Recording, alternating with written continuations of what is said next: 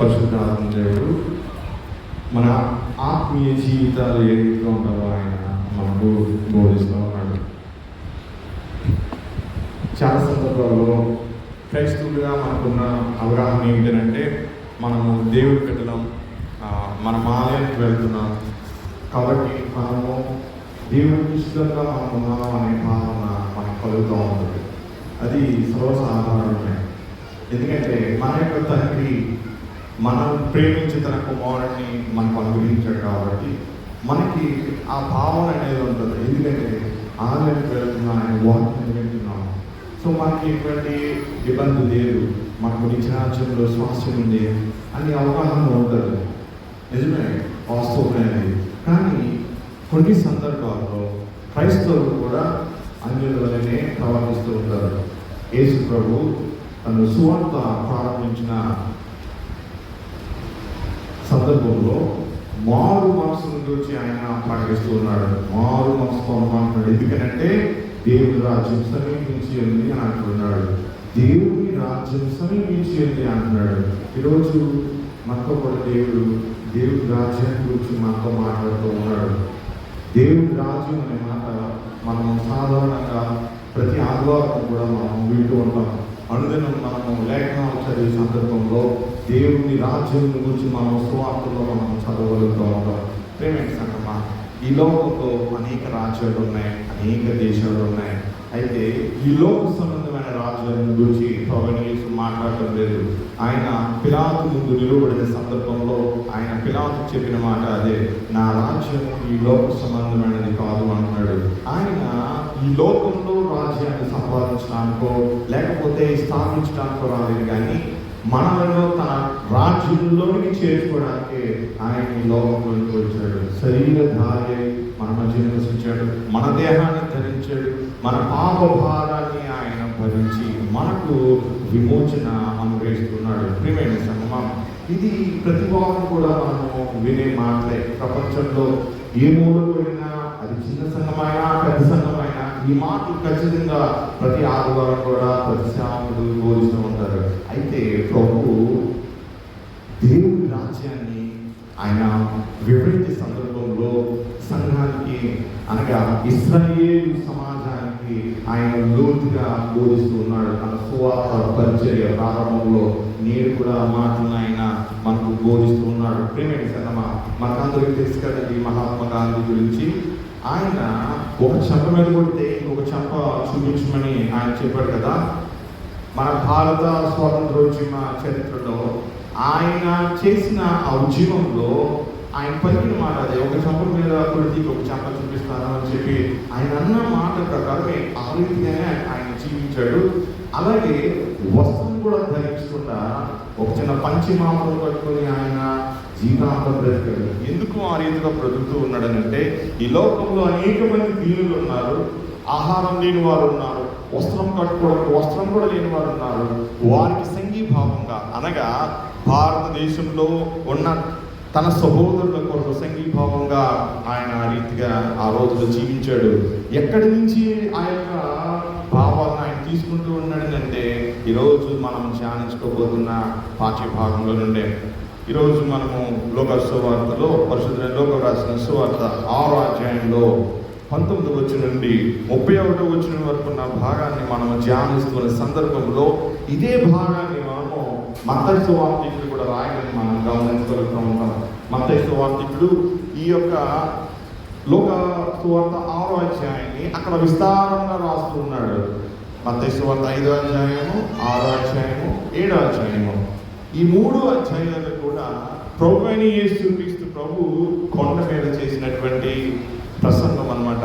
ప్రభు ఎప్పుడు కూడా ప్రజలతో మాట్లాడే సందర్భంలో ఆయన ఒక ఎత్తైన కొండ మీద ఉండో ఆయన లేకపోతే ఒక సమాజ మందిరంలో లేకపోతే ఎత్తైన స్థలంలో ఉండి ఆయన మాట్లాడుతూ ఉండేవాడు. ఎందుకు ఆ రీతిగా మాట్లాడుతూ ఉన్నాడని అంటే, ప్రజలు ఆరాధించడానికి వచ్చే సందర్భంలో ప్రభు యొక్క సన్నిధిని చేరుకోవాలంటే ప్రభు యొక్క పాదాల యొక్క మనము కనిపెట్టాలి. కొండ దేవుని ఆరాధించే స్థలానికి అది సాదృశ్యంగా ఉంది. ప్రభు గొప్పవాడు, మనము ఆయన సృష్టిలో ఆయన బిడ్డలుగా మనం చేయబడిన వారు, మనం ఆయన పాదాల మీద మనం ఉండవలసిన వారు. అంటే మనం తగ్గించుకుని జీవించవలసిన విధానాన్ని గురించి ఆయన ఉపమానాలు మనకి తెలియజేస్తూ ఉంది. మనం గమనిస్తే లూకాసు సువార్తలో 6వ అధ్యాయంలో కూడా ప్రభువైన యేసు క్రీస్తు కొండ మీద చేసిన ఈ ప్రసంగమే. మత్తయి సువార్త ఇక్కడైతే వివరంగా రాస్తూ ఉన్నాడు. కొండ మీద ప్రసంగం అని దీనిని సంబోధిస్తూ ఉంటారు. క్రైస్తవ చరిత్రలో కొండ మీద ప్రసంగం అనగా సెర్మన్ ఆన్ ద మౌంటైన్ అంటారు. యేసు ప్రభు ఆ కొండ మీద పలికిన మాటలకు ఆయన పరిచర్య అంతటిలోనూ అది విశేషమైన స్థానాన్ని అవి సంపాదించుకొని ఉన్నాయి.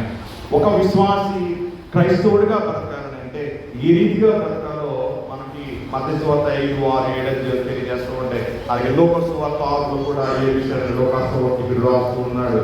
మన అనుదిన జీవితంలో మనం మాట్లాడే మాట, మనం ఆలోచించే ఆలోచన, మనం చూసే చూపు, మనం వినే వినికిడి, మనం నడిచే నడక, మనం చేసే క్రియ, ప్రతిదాన్ని కూడా ప్రభు కొండ మీద ప్రసంగంలో ఆయన బోధిస్తూ ఉన్నాడు. ప్రియమైన సంగమా, ఎవరైతే ఈ 3 అధ్యాయాలను చదవగలుగుతూ ఉంటారో, అనుదినము చదవగలుగుతూ ఉంటారో, వారు ఖచ్చితంగా క్రీస్తు మనసుని వారు జీవించగలుగుతూ ఉంటారు. ప్రియమైన సంగమా, మనం లూకా సువార్తలోనికి మనం వస్తూ ఉన్న సందర్భంలో లూకా సువార్తికుడు యేసు ప్రభు చుట్టూ ఉన్న అనగా ఈ కొండ మీద ప్రసంగాన్ని వినడానికి ఆయన దగ్గరకు వచ్చిన వారిని గురించి ఇక్కడ రాస్తూ ఉన్నాడు. ఈ రాసే సందర్భంలో ముందుగా 12 మంది వ్యక్తులను గురించి రాస్తూ ఉన్నాడు. ఆ 12 మంది యేసు ప్రభు ఏర్పరచుకున్నటువంటి శిష్యులు, వారికి ఆయన అపోస్తలుడు అనే పేరు పెడుతూ ఉన్నాడు. ప్రియమైన సంగమా, 14వ వచనం నుండి మనం అది గమనిస్తే మనకు కనబడుతూ ఉంటుంది. 14వ వచనం నుండి 18వ వచనం వరకు మనం చదువుతూ ఉన్న సందర్భంలో ఆయన చుట్టూ ఉన్న బహుజన సమాజం గురించి అక్కడ రాస్తూ ఉన్నాడు. 16వ వచనంలోకి వచ్చేటానికి ఒక మాట రాస్తూ ఉన్నాడు. ద్రోహి ఇస్కరియోతు యూదా కూడా ఆయన ఏర్పరచుకున్న వారిలో ఉన్నాడంట. కొండ మీద ప్రసంగాన్ని విన్న వారిలో ద్రోహి ఇస్కరియోతు యూదా కూడా ఒకడని చెప్పి ఇక్కడ లూకాసు సువార్తికుడు రాస్తూ ఉన్నాడు. అక్కడ ప్రత్యేకంగా లూకా ద్రోహి అని రాస్తూ ఉన్నాడు. ఎందుకు రాస్తూ ఉన్నాడు ఈ మాట అంటే, ప్రభువుకి ద్రోహం చేయటం అంటే ఏమిటి? పాపం చేయటమే ద్రోహం చేయటం అండి. నమ్మకంగా మనం బ్రతకాలి ప్రభువుకి. మనం ప్రభువుకి నమ్మకంగా బ్రతికినప్పుడు మనం ఆయనకి ఇష్టమైన బిడ్డలంగా ఉంటాం. నేను ప్రారంభంలో చెప్పాను, చాలా సందర్భాల్లో అనుభవ జీవితంలో విశ్వాసం ఏమనుకుంటాడంటే ప్రభువుకి ఇష్టమైన వాడిని అనుకుంటాడు. కానీ ఎక్కడో చోట ఆలోచనలోనో, చూపులోనో, మాటలోనో, తలంపులలోనో పడిపోతూ ఉంటాడు. పాపం అనేది చేస్తూ ఉంటాడు. ఇప్పుడు యూదా వలె పాపం చేసినటువంటి పాపం చేయకపోయినప్పటికీ కూడా యేసు ప్రభు కొండ మీద చెప్పినటువంటి ఆ విస్తారమైన సంభాషణలో ఏ ఒక్క ఆజ్ఞను, ఏ ఒక్క మాటను మనం అతిక్రమించినప్పటికీ కూడా మనం కూడా లోకమే అవుతూ ఉంటాం. ప్రియమైన సంగమా, అందుకనే లూకాసు సువార్తికుడు అక్కడ ప్రాముఖ్యంగా ఆ మాటను అక్కడ ఎత్తి రాస్తూ ఉన్నాడు. 17వ వచనంలో మనం గమనిస్తే ఆయన వారితో కూడా దిగి వచ్చి మైదానం మందు నిలిచినప్పుడు ఆయన శిష్యుల గొప్ప సమూహమును ఆయన బోధ వినుటకును తమ రోగములను కుదుర్చుకున్నటకును యోదయ దేశం అంతటి నుండి, యెరూషలేము నుండి, తూరు సీదోను పట్టణంలో సముద్ర తీరముల నుండి వచ్చిన బహుజన సమూహమును, అనేక ప్రాంతాలను గురించి ఇక్కడ రాస్తూ ఉన్నాడు. వారిలో రోగులు కూడా ఉన్నారనంట. ఆయన బోధ వినాలని అనేక ప్రాంతాల నుండి, చుట్టుపక్కల దేశం కూడా వచ్చిన వారు ఉన్నారు. 18వ వచనంలో మాత్రం ఒక అద్భుతమైన మాట రాస్తున్నాడండి. ఏమిటో తెలుసా? అది అపవిత్రాత్మల చేత బాధింపబడిన వారు. రోగులు ఉన్నారంట ఆయన దగ్గరికి వచ్చిన వారిలో. అపవిత్రాత్మల చేత బాధింపబడిన వారు కూడా వచ్చి స్వస్థత పొందిరి అనే మాట ఇక్కడ రాయబడుతూ ఉంది. స్వస్థత అనే మాట మన సువార్తల్లో చాలా ప్రాముఖ్యంగా కనబడుతూ ఉంటుంది. ఒక వ్యక్తి యేసు ప్రభువుని వెంబడించే సందర్భంలో ఆ వ్యక్తి యేసు ప్రభు నుంచి ఒక స్వస్థత కొరకు లేకపోతే ఒక ఆశీర్వాదం కొరకు వెంబడిస్తూ ఉంటాడు. ఇక్కడ జనులు కూడా యేసు ప్రభుని, అక్కడ ఉన్న రోగులు అనేక మంది స్వస్థత పొందడం కొరకు వచ్చారంట.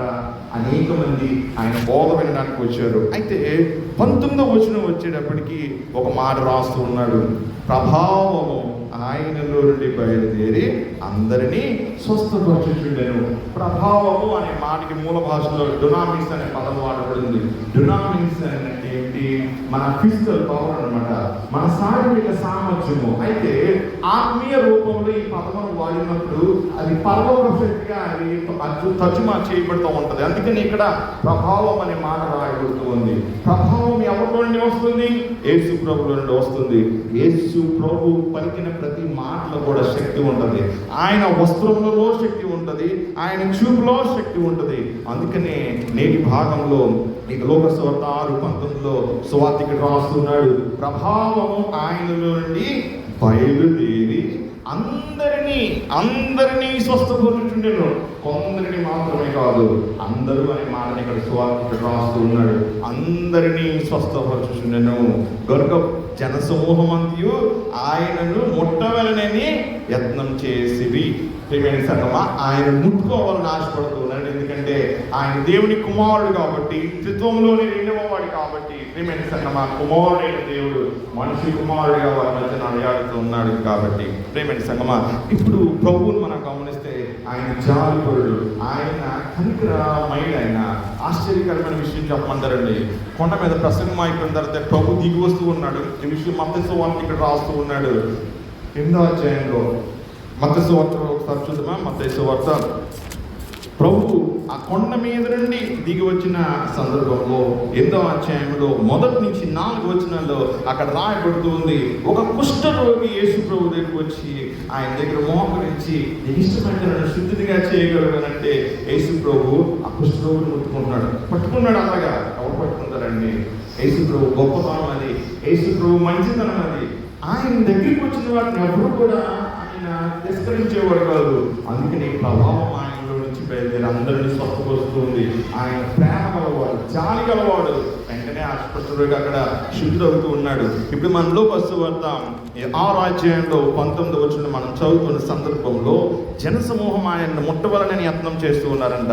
20 నుంచి మనము 23వ వచనం వరకు మనం చదువుతున్న సందర్భంలో యేసు ప్రభు వారికి కొన్ని ప్రాముఖ్యమైన సంగతులు తెలియజేస్తూ ఉన్నాడు. 20వ వచనం మనం చదువుదాం ఒకసారి.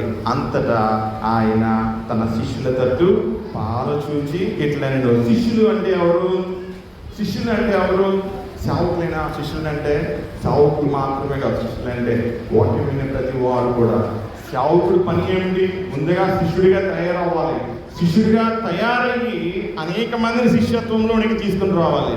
ఈరోజు నీకు వాక్యం బోధించబడుతుందనంటే ఒక సేవకుడు ప్రభు వలె నడుచుకోవాలి, ప్రభు వలె జీవించాలి. ఆ రీతిగా అదే బోధనను విశ్వాసాలకు బోధించాలి. నువ్వు కూడా యేసు ప్రభువులో మార్చాలి. గురు శిష్యుల సంబంధాన్ని క్రైస్తవ్యం సూచిస్తూ ఉంటుంది. మన ఆత్మీయ గురువు కాపరి. ప్రేమైన సంగమా, ఏ సువార్తికుడైనా ఏ సేవకుడైనా నీకు వాక్యాన్ని బోధిస్తూ ఉన్నాడనంటే నువ్వు కూడా ఆయన రీతిలో ఉండాలి, ఆయనకు శిష్యుడిగా ఉండాలి. అందుకనే ఇక్కడ ప్రభు అంటున్నాడు, ఆయన తన శిష్యుల తట్టు పారచూచి ఇట్లా అన్నాడంట. పారచూచి అంటే తేరి చూచి అని. అంటే ఒకసారి ఇలా చూసి ఆయన తన చూపు తిప్పుకోవట్లేదు. ఆయన ప్రతి ఒక్కరిని తేరి చూస్తూ ఉన్నాడు. ప్రతి ఒక్కరి ముఖాన్ని ఆయన చూస్తూ ఉన్నాడు. ఆయన చూసి ఏమంటున్నాడు చూద్దాం. పేదలైన మీరు ధన్యులు, దేవుని రాజ్యము మీది. ప్రియమైన సంగమా, ఇంగ్లీష్లో బియాటిట్యూడ్ అనే మాట రాయబడుతూ ఉంటుంది. తెలుగులో మనము ధన్యతలు అనే మాటను ఉపయోగిస్తూ ఉంటాం. ధన్యులు అని అంటూ ఉంటాం. ధన్యులు అంటే అర్థం ఏమిటి? ఇప్పుడు కొండ మీద ప్రసంగంలో ప్రభు చెప్తున్న సందర్భంలో మీరు ధన్యులు అని ప్రారంభిస్తూ ఉన్నాడు ప్రసంగాన్ని. ఒక క్రైస్తవ విశ్వాస జీవితాన్ని జీవిస్తూ ఉన్నాడంటే ఆ జీవితము ధన్యకరమైన జీవితము. ఆ జీవితంలో ఆయనకు నచ్చినట్లు మనం జీవిస్తే అది నిజమైన ధన్యకరమైన జీవితమై ఉంటుంది. అనేక మంది విశ్వాసులు క్రైస్తవ సమాజంలో ఉంటారు, కానీ ప్రభు ఎవరి గురించి మాట్లాడుతున్నాడో చూద్దాం. ముందుగా మనము 20వ వచనం నుండి 23వ వచనం వరకు మనం గమనిస్తున్న సందర్భంలో దేవుని రాజ్యము ఏ రీతి ఉంటుందో ఆయన తెలియజేస్తున్నాడు. కొండ మీద ప్రసంగంలో ఉన్న ప్రాముఖ్యమైన ఉద్దేశం ఏంటంటే దేవుని రాజ్యంలో ఒక వ్యక్తి ప్రవేశించారని అంటే ఖచ్చితంగా ఆయన చెప్పిన మాటలు చొప్పున నడుచుకోవాలి. ఆయన చెప్పిన మాటలు నీ హృదయంలో భద్రపరుచుకోవాలి. అప్పుడు మాత్రమే ఆ వ్యక్తి దేవుని రాజ్యంలో చేరగలుగుతూ ఉంటాడు. అందుకనే 20 నుంచి 23 వచనాలు మనం చదువుతూ ఉన్న సందర్భంలో ఈ ధన్యతలో ముందుగా ఆయన చెప్తున్న మాట దేవుని రాజ్యం గురించి బోధిస్తున్నాడు. దేవుని రాజ్యం ఎవరిది? ఇక్కడ ఆయన చెప్తున్న మాట ఏమిటంటే పేదలైన మీరు ధన్యులు అంటున్నాడు. బీదలు అనే మాటని ఇక్కడ ప్రభు ఉపయోగిస్తున్నాడు. బీదలు అంటే ఎవరు? పేదవారైనా. మూల భాషలో మనం చదువుతూ ఉన్న సందర్భంలో అక్కడ పేదవాళ్ళు అనే మాట ఉపయోగించబడుతుంది. ప్రియమైన సంగమా, బ్లెస్డ్ ఆర్ ద పూర్ అని ఇంగ్లీష్లో. ఇక్కడ బీదలు అని అంటే అర్థము నిజంగా వారు ధనం లేని వారిని మాత్రమే కాదు, విశ్వాసులు ఏ రీతిగా జీవిస్తారు, శిష్యులు ఏ రీతిగా జీవిస్తారు, తమ ప్రభువుని పోలి నడుచుకుని జీవిస్తూ ఉంటారు. ప్రియమైన సంగమా, మన జీవితంలో అనేక సందర్భాల్లో మనము సంతోషంగా ఉంటూ ఉంటాము. మానవ రీత్యా విశ్వాసం కూడా మానవుడిగానే జీవిస్తూ ఉంటాడు. కోపం ఉంటుంది, ద్వేషం ఉంటుంది, కొన్ని సందర్భాల్లో దూషణ మాటలు కూడా మాట్లాడుతూ ఉంటాడు మానవుడు విశ్వాసి. అయితే ప్రభు ఏమని చెప్తున్నాడు? విశ్వాసి తగ్గింపు గుణాన్ని కలిగి జీవించమని చెప్తూ ఉన్నాడు. ఇక్కడ ప్రభు బీదలు అని సంబోధించడానికి గల కారణం ఏంటంటే ఆత్మలో దీనత్వాన్ని గురించి ఆయన మాట్లాడుతూ ఉన్నాడు. మత్తయి సువార్త 5వ అధ్యాయంలో మనం 3వ వచనంలో మనము చదువుతున్న సందర్భంలో ఆయన చెప్తూ ఉన్నాడు, ఆత్మ విషయమై దీనులైన వారు ధన్యులు. ఏమంటున్నాడు? ఆత్మ విషయమై దీనులైన వారు ధన్యులు. మరి పరలోకరాజ్యం వారిదే. దీనత్వాన్ని కలిగి ఉండాలంట. ప్రియమైన సంగమా, ఫిలిప్పీ పత్రిక మనం చదువుతున్న సందర్భంలో పౌలు గారు ఫిలిప్పీ సంఘానికి రాస్తున్నాడు. 2వ అధ్యాయంలో మనము 6, 7, 8 వచనాలు మనం గమనిస్తూ ఉంటే, యేసు ప్రభు దేవుడి స్వరూపి, దేవుడితో సమానంగా ఉన్నవాడు, ఆయన దేవుడు, త్రిత్వంలోని 2వ వాడు అయినప్పటికీ కూడా దేవుడి వలె ఉన్నాడు. ఆయన దేవుడు, దేవుడి కుమారుడు. ఆ హోదాను విడిచిపెట్టి రావాలంటే ఎవరైనా ఏమో ఆలోచిస్తారు, అమ్మో నా హోదా పోతుంది అనుకుంటారు. కానీ ప్రభు ఆయన ఆ హోదాని, తనకున్న ఘనతను, ప్రభావాన్ని పక్కన పెట్టి మన స్వరూపాన్ని ధరించాడు. దాసుడు అంటే అమ్మబడిన వాడు అని అర్థము. పాపములకు అమ్మబడ్డాడు ఆదాము. అందుకనే ఆదాము సంతానం అంతా కూడా పాపులుగా మారిపోయారు. ప్రియమైన సంగమా, ప్రభు ఏమని చెప్తూ ఉన్నాడు? మన కొరకు ఆయన దిగి వచ్చాడు ఈ లోకానికి. నేను నా ఘనతను విడిచిపెట్టి వచ్చిన రీతిగా మీరు కూడా ఈ లోక సంబంధమైన పాపమును మీరు విడిచిపెట్టి మీరు దీనత్వాన్ని ధరించాలన్నాడు. ఆయన తన మహిమగల వస్త్రాన్ని విడిచి మన కొరకు వచ్చినప్పుడు ఆయన కొరకు మనము మన పాప వస్త్రాన్ని విడిచి ఆయన దీనత్వాన్ని మనం ధరించుకోవాలి, ఆయన స్వభావాన్ని మనం ధరించుకోవాలి. ఇక్కడ ఆయన బీదలు అని అందుకే అంటున్నాడు. ప్రియమైన సంగమా, కీర్తనల గ్రంథంలో 51వ సంకీర్తనలో 17వ వచనాన్ని మనం చదువుతూ ఉన్న సందర్భంలో కీర్తనకారులు ఒక మాట అంటాడు, విరిగి నలిగిన మనసు నీకు ఇష్టమైన బదులు అంటాడు కదండి. విరిగి నలిగిన మనసు. ఇప్పుడు పాస్టర్ గారు రొట్టె నీకు ఇచ్చే సందర్భంలో ఏమంటారు చెప్పండి? భూమి కొరకు విలువబడిన క్రీస్తు శరీరం. విలువబడడం అంటే ఏంటి? ఇప్పుడు ఏదైనా ఉలివ నూనె ఎలా తయారు చేస్తారు తెలుసా? ఆ ఉలివ నూనె మీద భారమైన బరువులు గల రాళ్ళు 3 వరుసలుగా పెడతారు. 3 రకాలుగా ఒకే విత్తనం నుండి ఆయిల్ వస్తూ ఉంటుంది. అందులో శ్రేష్టమైనది రావాలంటే దాని మీద భారం పెట్టాలి. ఈ భారం దాన్ని నలగబట్టలేదు. దుల్లగొట్టబడిన భూమి ఏ రీతిగా దుల్లబడినప్పుడు విత్తనం వేస్తే ఫలిస్తుందో క్రీస్తు కూడా మన కొరకు ఆ రీతిగా దుల్లగొట్టబడ్డాడు. ఇక్కడ దీనత్వం అంటే దాని అర్థం అదే. కీర్తన గ్రంథంలో 57 సంకీర్తనలో దావీదు అదే చెప్తున్నాడు, ప్రభువా విరిగి నలిగిన మనసే నీకు ఇష్టమైనది కదా. విరిగి నలిగిన మనసు. పాపి పాపక్షమాపణ పొందాలి కదండి పాపి. మరి పాపక్షమాపణ పొందకపోతే అయ్యో ఎంత శ్రమ అది. 2వ కొరింథీ పత్రికలో 7వ అధ్యాయంలో మనము 9, 10 వచనాలు చదువుతూ ఉన్న సందర్భంలో పౌలు చెప్తూ ఉంటాడు, దైవ చిత్తానుసారమైన దుఃఖం గురించి అక్కడ ప్రస్తావిస్తూ ఉంటాడు. ఒక మానవుడు పాపం చేసిన సందర్భంలో దేవుని అంతకు రావాలంటే ముందుగా అతని హృదయము తగ్గించబడాలి. తగ్గింపు గుణంలోనికి అది రావాలి. ప్రియమైన సంగమా, పాపం అనేది మానవ హృదయాన్ని పాప స్వభావంతో మార్చివేస్తుంది. ఘనత కలిగినటువంటి పాపానికి దేవుని ఘనతను దూరం చేసుకునే అవకాశాన్ని మానవాత్మకు పాపం మనకు ఇవ్వగలుగుతూ ఉంటుంది. అందుకనే పాపం గురించి మనం అతిశయపడకూడదు. ప్రియమైన సంగమా, ఈ లోకంలో అనేక మంది తాము చేసే పాప క్రియలను బట్టి అతిశయపడేవారు ఉంటారు. కానీ ప్రభువు ఆ స్వభావాన్ని విడిచిపెట్టమంటూ ఉన్నాడు. ఈ లోకాన్ని వెంబడించొద్దని చెప్తున్నాడు. అందుకనే దీన స్వభావాన్ని ధరించుకోమంటున్నాడు. విరిగి నలిగిన మనస్సును మనము ఆయన ధరించమని చెప్తున్నాడు. అలాగే హెచ్కేల్ గ్రంథంలో 36వ అధ్యాయంలో 26 నుంచి 27 వచనాలు మనం చదువుతున్న సందర్భంలో ప్రభు మనకు నూతన హృదయమును, నూతన స్వభావాన్ని ఆయన ఇస్తానంటాడు. మనకు నూతన హృదయము, నూతన స్వభావము మనలో ఉండాలి అని అంటే ఆయన ఆత్మ మనలో కుమ్మరించబడినప్పుడు మాత్రమే మనలో నూతన హృదయము, నూతన స్వభావం అనేది ఉంటుంది. కానీ పాపము నిండిన హృదయంలో ఆ హృదయం అనేది కఠినత్వంతో నిండి ఉంటుంది. ఇప్పుడు విత్తనము వేయబడిన సందర్భంలో రాతి నేల మీద విత్తనము చల్లబడితే ఆ విత్తనం వెంటనే మొలుస్తుంది, కానీ అది మాడిపోతుంది. ఎందుకంటే దానిలో మట్టి అనేది ఉండదు. ఆ పైన ఉన్న కొద్ది మట్టి మీద మాత్రమే విత్తనం అనేది ఎదుగుతుంది. అది కొంతకాలమే ఉంటుంది. రాయి శ్రమలకు సాదృశ్యంగా ఉంది. ప్రియమైన సంగమా, పాపానికి సాదృశ్యంగా ఉంది. దేవుని వాక్యాన్ని హృదయంలోనే తీసుకునే తనానికి, స్వభావానికి సాదృశ్యంగా ఉంది. కానీ ఎప్పుడైతే పరిశుద్ధాత్ముడు ఆ హృదయంలో ఆయన చొచ్చుకొని వెళ్తాడో, ఆ హృదయంలో ఉన్న రాతి గుండెని ఆయన తీసివేసి హృదయాన్ని ఏదిగా మార్చుడంట, మాంసపు గుండెగా మార్చుడంట. మాంసపు గుండె ప్రియమైన సంగమా, దీని స్వభావం అని అంటే మాంసపు గుండె. ఇప్పుడు యేసు ప్రభువుని చూడండి, ఆయన కొట్టాలతో పడుతున్నారు, దూషిస్తున్నారు, విమర్శిస్తూ ఉన్నారు ఆయన్ని. నువ్వు దేవుని కుమారుడు అయితే నువ్వు శిలువ మీద దిగిరా అని ప్రధాన యాజకులు ఆయన్ని విమర్శిస్తూ ఉంటే, చుట్టుపక్కల ఉన్నవారు, దారిని వెళుతూ ఉన్నవారు ఆయన్ని అపహసిస్తూ ఉన్నారు. రోమా సైనికులు ఆయన్ని అవమానిస్తూ ఉన్నారు. ప్రియమైన సంగమా, ఆయన మాంసపు హృదయం కలిగిన వాడు కాబట్టి తన రెండు చేతుల్లో, రెండు కాలంలో మేకులు వచ్చినప్పటికీ కూడా ఆయన చెప్తున్నమాట, తండ్రి వీరేం చేస్తున్నారో కనుక వీరిని క్షమించు. అది మాంసపు గుండె గల హృదయము. ప్రియమైన సంగమా, ఆ హృదయాన్ని విశ్వాసం కలిగి ఉండాలని చెప్తున్నాడు. కొండ మీద ప్రసంగంలో ఉన్న ప్రాముఖ్యమైన అంశం అదే, ధన్యతల్లో ఉన్న ప్రాముఖ్యమైన అంశం అదే. అప్పుడే మనం ధన్యులు అవుతాం. ధన్యం అవ్వాలనంటే ఎంత గొప్ప మేలు చేసి ఉండాలి అంటూ ఉంటారు. మనం గొప్ప గొప్ప కార్యాలు చేయని అవసరం లేదండి. మనం ధన్యులు కావాలంటే ఆయన మాట వింటే చాలు, ఆయన చెప్పినట్టు నడుచుకుంటే చాలు, ధన్యులం అయిపోతాం.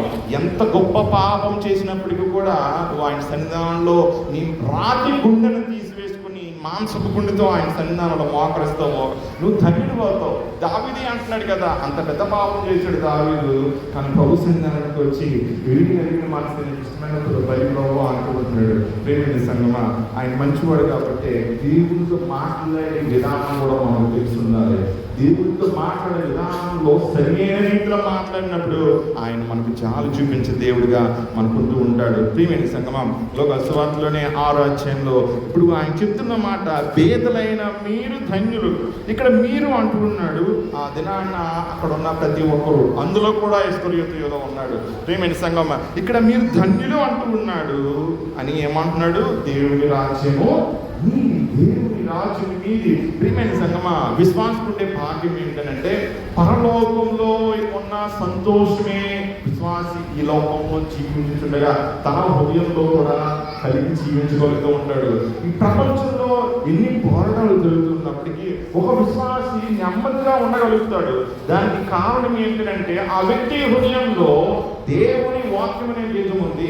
ఆ దేవుని వాక్యం అనే బీజము అతనిలో దేవుని రాజ్యపు ఆనందాన్ని ఆస్వాదించినట్లు చేస్తూ ఉంది. ప్రేమైన సంగమా, మనం మరణించిన తర్వాత మనం దేవుని రాజ్యం ప్రవేశిస్తాం అనుకుంటాం. కాదండి, విశ్వాసి బ్రతికి ఉండగానే దేవుని రాజ్యాన్ని తన ఆత్మలో, తన మనసులో, తన హృదయంలో కలిగి ఉంటాడు. అందుకనే ప్రభు కొండ మీద ప్రసంగంలో ఆయన చెప్తున్న మాట విస్తారంగా చెప్తూ ఉన్నాడు. మన మాట ద్వారా, క్రియ ద్వారా, తలంపు ద్వారా, ఆలోచన ద్వారా, నడక ద్వారా, ప్రియమైన సంగమా, అన్ని రకాల మాటలను ప్రభు ధర్మశాస్త్రం, లేఖనాలను ఎత్తి నూతన వ్యాఖ్యానాన్ని ఆయన ఇస్తూ ఉన్నాడు. కొండ మీద ప్రసంగంలో అవి గనక మనము అనుసరించి నడుచుకోగలిగితే మన ఆత్మీయ జీవితంలో దేవుడి రాజ్యం అనేది మనం ఉంటుంది. మనం దీనులుగా ఆయన సన్నిధానంలో మనం బ్రతకగలుగుతూ ఉంటాం. ఆయన మన కొరకు మరణించాడనే సత్యాన్ని మనం అనుభవపూర్వకంగా ఎరిగినప్పుడు ఆయన కొరకు మనము మన పాపాన్ని మనం విడిచిపెట్టగలుగుతాం.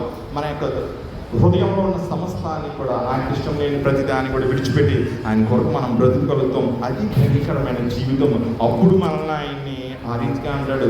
పేదలు అంటే తగ్గింపు గుణము కలిగిన వారు అని కూడా అర్థమవుతుంది. ప్రియమైన సంగమా, అలాగే ఈ లోకంలో నిజంగా పేదలైన వారిని కూడా మీరు గమనించండి. నిజంగా పేదలైన వారు కూడా ప్రభు కొరకు జీవించగలుగుతారు. ధనవంతులు కూడా ప్రభు కొరకు జీవించగలుగుతారు. మధ్యతరగతి కుటుంబాల వారు కూడా ప్రభు కొరకు జీవించగలుగుతారు. ఒక పూట ఆహారం లేకపోయినా మంచినీళ్ళు తాగేసి ప్రభువా నీకు వందనాలు అని చెప్పి బ్రతకగలిగేవారు ఉంటారు. నర్సాపురంలో నేను పనిచేసిన సందర్భంలో నేను ఒక రోజు సాయంత్రం నేను బయటికి వెళ్ళి వస్తున్నాను. ఒక మనిషి పెద్ద ఆమె రోడ్డు మీద వెళ్తూ ఉన్నారు ఆవిడ. వెళ్తూ ఉన్న సందర్భంలో నేను పట్టించుకోలేదు, గమనిస్తున్నాను ఆవిడని. వెళ్ళిపోయాను, నా హృదయం కనిపించింది. చాలా దూరం వెళ్ళిపోయాను, మళ్ళీ వెనక్కి వచ్చాను, ఎక్కడ ఉందా వెతికాను. ఒక చోట నడుచుకుంటూ వెళ్తుంది, ఆమె దగ్గరికి వెళ్ళి చూశాను. చాలా బాగా అనిపించింది. ఆమె ఒక ఎవరు లేని స్థితిలో ఉంది, దిక్కు లేని స్థితిలో ఉంది. నేను కొన్ని డబ్బులు ఆమె చేతిలో పెట్టినప్పుడు ఆమె తీసుకోలేదు. నేను జాలేసింది నాకు. ఆవిడ అంటుంది, నేను తీసుకొని పోకు, నేను అడుక్కునేదాన్ని కాదు అని అంటుంది. నాకు ఎంత చెప్పినా తీసుకోవట్లేదు. నేను ఆమె చేతిలో డబ్బులు పెట్టి మీరు వెళ్ళి భోజనం చేయండి అమ్మా అని చెప్పాను నేను. ఆమె ఆ డబ్బు తీసుకుని ఏముందో తెలుసా, దేవా నీకు వందనాలని చెప్పింది. దేవా నీకు వందనాలని చెప్పి అక్కడ దేవునికి ప్రైజ్ లాగా చెప్తుంది. నాకు కాదు, ఆమె ట్యాక్స్ చెప్తుంది, దేవుడికి చెప్తుంది. ప్రియమైన సంగమా, పేదలంటే ఎవరు? నిజంగా ఆత్మీయ, నిజంగా భౌతికంగా ఏమి లేని వారు పేద. అన్ని ఉన్నవారే అడుగుకుంటున్నారండి, అన్ని ఉన్నవారే అడుగుకుంటున్నారు. ఏమి లేని ఆ స్త్రీ అడుకోవడం లేదు. ఎందుకు కారణం? ప్రియమైన సంగమా, తన హృదయంలో దేవుని రాజ్యం ఉంది. నేను అనుకుంటున్నాను, ఆమె అలా వందనాలు చెప్తూ ఉంటే నాకు ఎంత సంతోషం వేసిందంటే, ఆ రోజు నా చేతిలో డబ్బులు ఆమె చేతిలో పెట్టాను. నేను ఆమె తీసుకో, కొన్ని రోజులు ఉపయోగపడతాయి అని చెప్పి నేను చెప్పినప్పుడు ఆమె తీసుకొని అక్కడి నుంచి వెళ్ళిపోయింది. ప్రియమైన సంగమా, పేదలు అంటే ఎవరు తెలుసా? క్రీస్తు కొరకు బ్రతుకుతూ ఈ లోకాన్ని వెంబడించిన వారు మాత్రమే పేదలు. కావాలంటే అడుక్కొని కూడా బ్రతకొచ్చు. కానీ ఆ స్త్రీ పెద్ద ఆమె ఇంట్లో నుంచి ఏం చేసినట్టున్నారు ఆవిడని. ప్రియమైన సంగమా, తల్లిదండ్రులు ఏం చేసేవారు ఎంతమంది ఉంటారు. కానీ ఆ తల్లి గారు ఆ స్థితిలో కూడా క్రీస్తుని వెంబడించగలుగుతుందే. తినడానికి లేని సందర్భంలో కూడా ఆమె ప్రభువునే అంటిపెట్టుకుంటుంది. చూసారా, అది దీనత్వం అంటే. అటువంటి వారు దీనులు. ప్రియమైన సంగమా, వారిది దేవుని రాజ్యం. అంటే మన దగ్గర డబ్బులు ఉన్నాయి, మనం కూడా డబ్బులు విడిచిపెట్టాలా, అలా మానుకోవాలా మనం కూడా అని అంటారు. కానీ కాదు, దేవుడు మనకి ఇచ్చిన దాన్ని బట్టి ఆయనకు వందనాలు చెల్లిస్తూ ఆయన కొరకు బ్రతికినప్పుడు మనం దీనులుగా సంఘాలు మనం ఉండగలుగుతూ ఉంటాం. 21 వచనంలో అంటున్నాడు ఆయన, ఇప్పుడు ఆకలి కొనుచున్న మీరు ధన్యులు. ఆకలి దేనికి సాదృశ్యంగా ఉంది? ఆహారం కొరకు ఆకలి, దాహం కొరక, భౌతిక సంబంధమైన ఆహారం కొరక ప్రభు ఇక్కడ మాట్లాడుతున్నది. ఈ లోకంలో మనకి ఏదైనా కావాలంటే వెంటనే మనం కొనుక్కుంటాం మనము. కానీ ప్రభు ఏమని చెప్తారు తెలుసా? మత్తయి సువార్తలో 6వ అధ్యాయంలో మనం చదువుకున్న సందర్భంలో 30వ వచనం మనం చదువుతాం. నేరుని రేపు పొయ్యిలో వేయబడు అడవి గడ్డిని దేవుడి ఎలాగూ అలంకరించిన ఎడలా అల్ప విశ్వాసులారా, మీకు మరి నిశ్చయంగా వస్త్రములు ధరింపు చేయను కదా. కాబట్టి ఏమి తిందుమో, ఏమి తాగుదుమో, ఏమి ధరించుకుందామో అని చింతింపబడి అన్యజనులు వీటన్నిటి విషయమై విచారించుదురు. అన్యజనులు విచారిస్తారంట వీటన్నిటి కొరకు. ఏం తినాలి, ఏ బట్టలు కట్టుకోవాలి, ఏమిటి పరిస్థితి, భవిష్యత్తు ఏమిటి అని. కానీ విశ్వాసి అలా ఆలోచించదు. ఎందుకంటే విశ్వాస హృదయంలో దేవుని రాజ్య స్వభావం ఉంటుంది. అందుకనే ప్రభు దేవుని రాజ్యంలో సభ్యులుగా చేరిన వారికి ఆయన తెలియజేసే సత్యం ఏమిటి? ఈ మాటలు కూడా కొండ మీద చెప్పిన మాటలే యేసు ప్రభు. మత్తయి సువార్త 6వ అధ్యాయంలో ఇక్కడ మనం చదువుదాం. 32వ వచనం అంటున్నాడు, ఇవన్నీ మీకు కావాలని మీ పరలోకపు తండ్రికి తెలియను. కాబట్టి మీరు ఆయన రాజ్యమును నీతిని మొదట వెదకుడి, అప్పుడు అవన్నీ మీకు అనుగ్రహింపబడును. మనం చేయవలసింది ఆయన రాజ్యాన్ని, ఆయన నీతిని మనం వెతకాలంట. ఆయన రాజ్యము, ఆయన నీతి మనకు ఎక్కడ దొరుకుతుంది అని అంటే పరిశుద్ధ గ్రంథంలో దొరుకుతుంది. ఈ పరిశుద్ధ గ్రంథాన్ని మనం చదవాలి. దివారాత్రులు ధ్యానించిన వాడు ధన్యుడు, అతడు నీతి కాలంలో నాటబడినదే ఎలా ఉంటాడంట? ఆకువాడక ఫలించు చెట్టు వలె ఉంటాడు. ఆత్మీయ ఫలాలు ఫలించే హృదయంగా జీవితం ఉంటుంది. అది దేవుని రాజ్యానికి సాదృశ్యంగా ఉంది. ప్రియమైన సంగమా, అందుకే ప్రభు అంటున్నాడు ఇక్కడ లోక 6:21లో, ఇప్పుడు ఆకలి కొనుచున్న మీరు ధన్యులు, మీరు తృప్తిపరచబడుతురు. తృప్తిపరచబడుట అంటే అర్థం ఏంటంటే నింపబడుట అని అర్థము. ఇప్పుడు నీళ్లు నింపమన్నాడు ప్రభువైన యేసుక్రీస్తు. అది నాన్న కానా వివాహంలో 6 బాణాలని అక్కడ పనివారు సమృద్ధిగా నీటితో నింపారు. నీరు ఇంకా పొంగి కిందకి వెళ్ళిపోతూ ఉంది. నింపుతా అంటే అదే ప్రభువు కూడా ఆ విధంగా నింపుతాడంట. మన హృదయాల్ని భౌతిక అవసరాలు మాత్రమే కాదు ఆయన మనకి ఇచ్చేది, ఆయన ఆత్మీయ అక్కర్లు కూడా ఆ రీతిగా మనకి ఆయన అనుగ్రహిస్తానని చెప్తున్నాడు. నింపుట అనే మాటకి తృప్తిపరచుట అనే అర్థం ఉంది ఇక్కడ.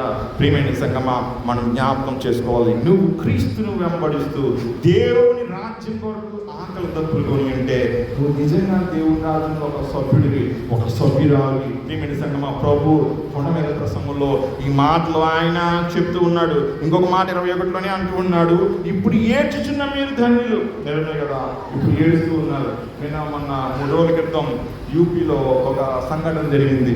క్రైస్తవుల్ని కొంతమంది స్టేషన్లో పెట్టి వారి వాళ్ళ మీద కేసులు పెట్టి అరెస్ట్ చేశారు. ఎందుకు కారణం అంటే క్రైస్తవులని బైబిల్ పట్టుకునే ఉంటారు చర్చికి.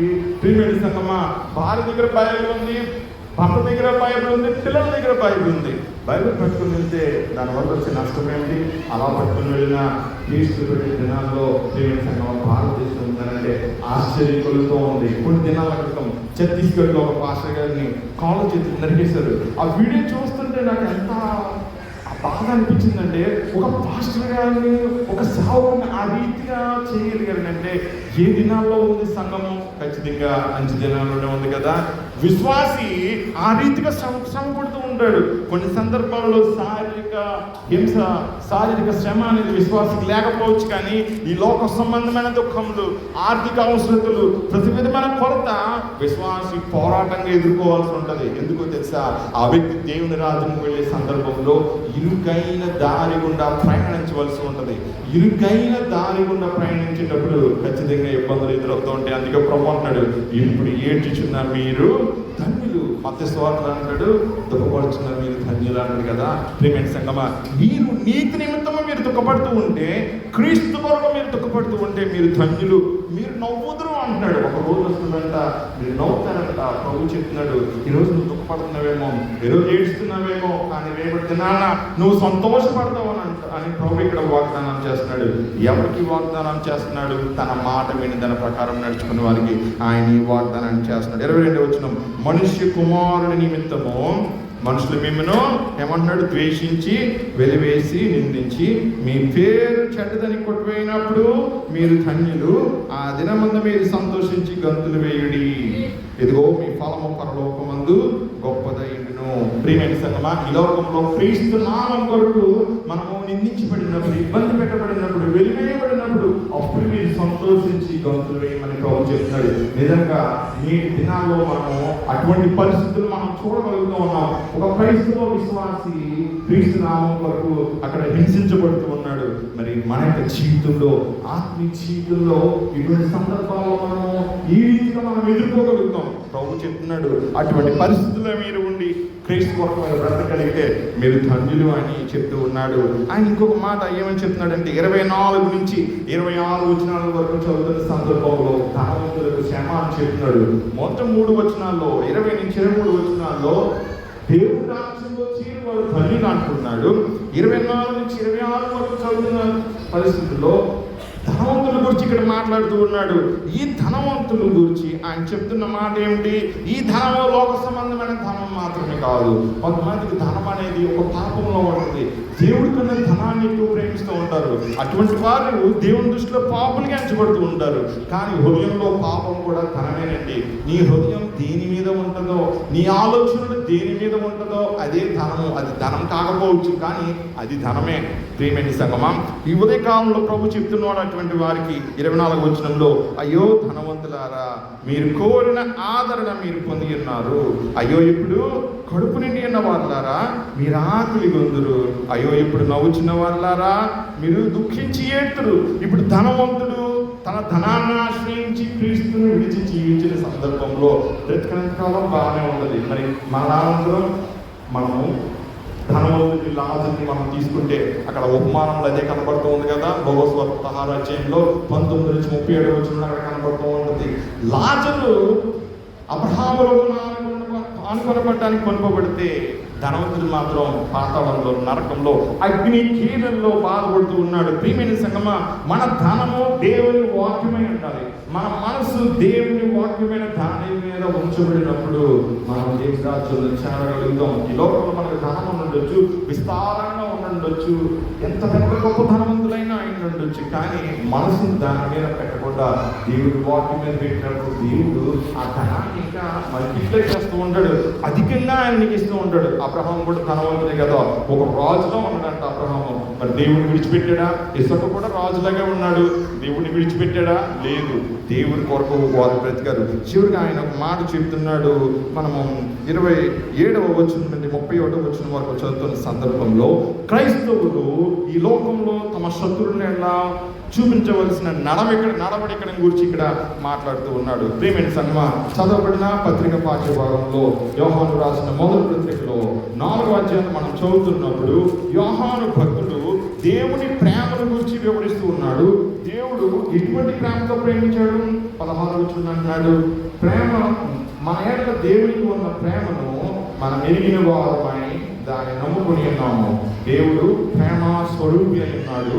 ప్రేమ నిలిచిన వాడు దేవుని నిలిచి ఉన్నాడు, దేవుడు వాని నిలిచి ఉన్నాడు. ప్రియమైన సంగమా, దేవుని యొక్క ప్రేమ మనం ఎరిగి ఉన్నాం. ఏ రీతిగా ఆయన మన కొరకు తన కుమారుని శిలువ మీద అర్పించాడు కదా, ఆయన ప్రేమ మీద మనం నమ్మకం ఉంచుకుని ఉన్నాము అని అంటూ ఉన్నాడు. ఎందుకు నమ్మకం ఉంచాము? ఆయన ఖచ్చితంగా మనల్ని విమోచిస్తాడు అని నమ్మిక మనకుంటూ ఉంది. అయితే ఇక్కడ మనం గమనిస్తే లోకాసు వార్తలో 6:27 నుంచి చెప్తూ ఉన్నాడు, మన శత్రువుల్ని ప్రేమించమని యేసు ప్రభు చెప్తూ ఉన్నాడు. 27వ వచనంలో, మీ శత్రువులను ప్రేమించుడి, మిమ్మల్ని ద్వేషించు వారికి మేలు చేయుడి, మిమ్మల్ని శపించు వారిని దీవించుడి, మిమ్మను బాధించు వారి కొరకు ప్రార్థన చేయుడి. క్రైస్తవులంగా మన ప్రతిస్పందన ఆ రీతిగా ఉండాలని యేసు ప్రభు ఆనాడు కొండ మీద ప్రసంగంలో ఆయన చెప్తూ ఉన్నాడు. మన శత్రువుని చేయాలి, శత్రువుల్ని ప్రేమించమని చెప్తున్నాడు, వారి కొరకు ప్రార్థన చేయమని చెప్తున్నాడు. 29వ వచనంలో అంటున్నాడు, నిన్ను ఒక చెంప మీద కొట్టువాని వైపునకు రెండవ చెంప కూడా త్రిప్పుము, నీ పై బట్ట ఎత్తుకొని పోవువాని నీ అంగిని కూడా ఎత్తుకొని పోకుండా అడ్డగింపకము అని అంటూ ఉన్నాడు. ప్రియమైన సంగమా, ఈ రీతిగా యేసు ప్రభు చెప్పిన మాటలను గైకొనడం అంటే అది చాలా ఆ రీతిగా జీవించమని ప్రభు మనకు తెలియజేస్తున్నాడు. ప్రియమైన సంగమం, ఏదే కాలంలో మనం జ్ఞాపకం చేసుకుంటే శత్రువులను కూడా ఆయన ప్రేమించమని చెప్తున్నాడు, శత్రువుల కొరకు కూడా ఆయన ప్రార్థించమని చెప్తున్నాడు. వారి కొరకు మనం ప్రార్థించినప్పుడే కదా మనం నిజమైన విశ్వాసంగా మనం బ్రతకగలుగుతూ ఉంటాం. మన పత్రిక పాఠ్యభాగంలో చూస్తే మనము మన సహోదరుని ప్రేమించకుండా ద్వేషిస్తూ ఉంటే మనం నరహంతకులుగా ఎంచబడుతూ ఉంటారు. నరహత్య అంటారు. శత్రువుని అనగా నీ సహోదరుడిని హృదయంలో నువ్వు ద్వేషిస్తే అది నరహత్య అని అంటూ ఉన్నాడు. ప్రియమైన సంగమా, నరహత్య చేసి వారంలో ఉంటుంది అంటున్నాడు. ఒకరోజు తీర్పు దినం అనేది వస్తుందంట. ఆ తీర్పు దినాన్ని మనం నిలబడినప్పుడు అయ్యో శ్రమ అని చెప్తూ ఉన్నాడు ప్రభు. అందుకని క్రైస్తవులుగా మనం ఈ లోకంలో జీవిస్తూ ఉన్న సందర్భంలో ప్రభు యొక్క మహిమ కొరకు బ్రతకమని చెప్తున్నాడు. ప్రభువుని పోలి జీవించమని యువదే కాలంలో ఆయన మనకు చెప్తున్నాడు. చివరికి ఒక మాట చెప్తున్నాడు లోకాసు వార్త 6:29లో, నిన్ను ఒక చెంప మీద కొట్టివాని వైపునకు రెండవ చెంప కూడా త్రిప్పుము, నీ పైబట్టు ఎత్తుకుని పోవానని నీ అంగిని కూడా ఎత్తుకుని పోకుండా అడ్డగింపకము, నిన్ను అడుగు ప్రతివానికి ఇమ్ము, నీ సొమ్ము ఎత్తుకొని పోవు అని అంటూ దాన్ని మరలా అడగవద్దు. మనుషులు మీకు ఎలాగో చేయవద్దని కోరుదురో అలాగే మీరు వాళ్ళకి చేయండి అంటాడు. మనుషులు ఎలాగో నీకు చేయాలని నువ్వు కోరుకుంటావో అది రీతిగా చేయమన్నాడు. అందరూ నీకు మంచిగా ఉండాలని అనుకుంటావు కదా, నువ్వు కూడా అలాగే ఉండాలన్నాడు. ఒక మాట చెప్తారా, ఒక చిన్న మాట చెప్తాను, నా వెంబడి చదువుతారా, నా వెంబడి చెప్తారా? నేను బాగుండాలి. ఒకసారి చెప్పండి నీ మాట వెనకాల, నేను బాగుండాలి, నేను బాగుండాలి. సరే అనండి, నేను బాగుండాలి అనండి. అన్నారు, అందరూ అన్నారా? ఇంకో మాట చెప్తున్నా, అది కూడా చెప్పండి, నేను మాత్రమే బాగుండాలి. మీరే బాగుండాలా? మీ పక్కన కూర్చున్నారు అదిగో బాగుంటుందా? యేసు ప్రభు కన్నా అదే చెప్తాడు మనకి, నేను మాత్రమే బాగుంటాను కోరుకోద్దా అన్నాడు. నీ పక్కన కూడా బాగుంటారు, సహోదరుడు బాగుండాలి, సహోదరుడు బాగుండాలి. అదే చేస్తాడు ప్రభు. కొండమీద ఉమ్మ అనే ఉద్దేశం అదే. ఇది మన అనుదిన జీవితంలో మనము చేయవలసిన క్రియలు. టైం సరిపోదండి కొండ మీద ప్రసంగాన్ని అది చెప్పడానికి, స్థానానికి వెళ్ళిపోతూనే ఉంటుంది. సమయం అనేది సరిపోదాం మానవులు మనం చెప్పడానికి. కానీ ప్రతిరోజు మీరు చేయవలసిన పని అంటే మత్తయి సువార్త 5వ అధ్యాయం, 6వ అధ్యాయం, 7వ అధ్యాయం, ఈ 3 వచనాలు మీరు ఖచ్చితంగా మీరు అనుదినం చదవాలి. సంవత్సరాల తరబడి చదవండి 3 అధ్యాయాలు రోజు 5, 6, 7 మత్తయి సువార్త రోజు చదువుతూనే ఉన్న ఆ అధ్యాయాన్ని చదవాలి. చదివినప్పుడు మనం దేవుడి గురించి మనం తెలుసుకోగలుగుతాం. మరి ఆ విధంగా చేస్తారా? యేసు ప్రభు ఆయన చెప్పిన రీతిలో మరి జీవించగలుగుతారా? దీనత్వాన్ని కలిగి జీవిస్తారా? శత్రువులను ప్రేమిస్తారా? ప్రేమిస్తామా? అదే కొండ మీద ప్రసంగం యొక్క ఉపమానం. అలాగే ఇంకొక మాట, నేను ఉదయకాల సంఘంలో సంఘ కాపురిగా సంఘానికి తెలియజేయవలసిన బాధ్యత ఉంది. ఇశ్రాయేల్ దేశంలో ప్రస్తుత యుద్ధం జరుగుతుంది కదండి. ఆ యుద్ధం కొరకు ప్రతి ఒక్కరు కూడా మీరు వ్యక్తిగత ప్రాంతంలో మీరు ఇశ్రాయేల్ క్షేమం కొరకు మీరు ప్రార్థన చేయవలసిందిగా కోరుతున్నాను. పెద్దల తరపున కూడా నేను ఆ మాట చెప్తూ ఉన్నాను. ఎందుకనంటే ఇశ్రాయేల్ దేశం మీదకి ప్రస్తుతం చుట్టుపక్కల దేశాలకి ఏకమవుతూ ఉన్నాయి. ఇశ్రాయేల్ కన్నా 45 రెట్లు ఎక్కువ ఉన్న ఇరాన్ ఇశ్రాయేల్ మీద బాంబులు వేస్తూ ఉంది. కొద్ది రోజుల్లో ఎంతో పెద్ద అయ్యే అవకాశం ఉంటుంది. ఇశ్రాయేల్ ప్రజలు, దేవుడి ప్రజలు, ఈరోజు నువ్వు నేను ఇక్కడ కూర్చున్నామంటే ఆ భాగ్యం మంద కాదండి, ఇశ్రాయేల్ ప్రజల భాగ్యం. వాళ్ళు వదిలేసుకున్నారు కాబట్టి దేవుడు ఈరోజు మనకి ఇచ్చాడు. అర్థమైందండి?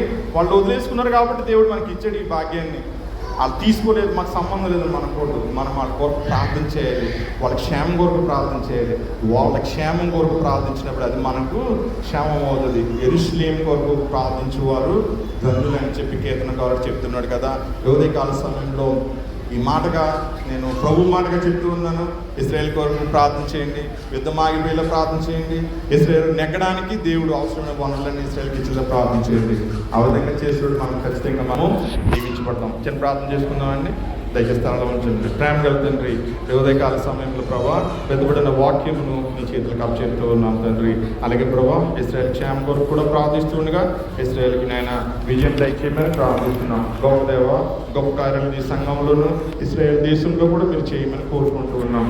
సదాకాలము ఈ స్థానిక సంఘమును ఆశ్రయించి ప్రభా బిడ్డలందరినీ దీవించి నీ వల్లే జీవిస్తూ నీ చిరాజ్యం చేయడానికి ప్రభు దయచేయమని యేసు నామములో ప్రార్థించి వేడుకొంచున్నాం తండ్రి. సమస్త జ్ఞానానికి ఇచ్చిన దేవుని సమాధానం యేసుక్రీస్తు వలన మీ హృదయములకు తలంపులకు కావలేండుగాక.